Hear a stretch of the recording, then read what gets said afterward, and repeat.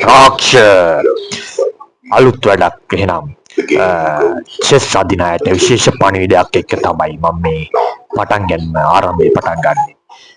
සබ්ස්ක්‍රයිබර්ස් YouTube එකේ 2600ට Facebook, Instagram, TikTok අනිකුත් social media platform වල 2600ට වැඩියෙන් අලුතෙන් followsලා එකතු වුණොත් මම chess playersලට විශේෂ පණිවිඩයක් කියන්න බලාපොරොත්තු වෙනවා. ඉතින් දිගටම රැඳින්න එකතු වෙන්න දන්න කට්ටිය ටැග් කරන්න, ෂෙයා කරන්න, කමෙන්ට් කරන්න.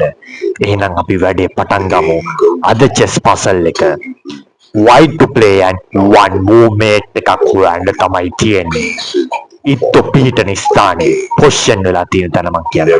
white king ඉන්නවා h6 වල, white bishop කෙනෙක් ඉන්නවා d5 වල, white rook කෙනෙක් ඉන්නවා h1 වල. black king විතරයි ඉතුරු. black king ඉන්නවා h8 වල. මෙතන හරි සරලයි. one movement එක කිංව මූව් කරන්න තමයි තියෙන්නේ. කිංව මූව් කරන්න ඕන හරිම කොටු මෙතන එකයි තියෙන්නේ. ඒ කොටුව තමයි king g6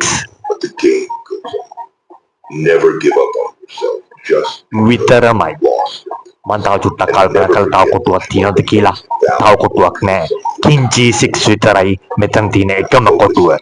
ඉතින් මෙවැනි වූ වීඩියෝ නරඹීමට මාව කලින් කිව්වා වගේ ෆලෝ කරන්න, සබ්ස්ක්‍රයිබ් කරන්න, චෙස් දන්න නොදන්න හැමෝම ටැග් කරන්න, ඉගෙන ගන්න කැමති අයවත් චෙස් දන්න කට්ටියව, ප්ලේයර්ස්ලා, හොඳ ප්ලේයර්ස්ලාවත් ටැග් කරන්න. එහෙනම් ඊළඟ වීඩියෝ එක හම්බෙමු. රාක්ෂ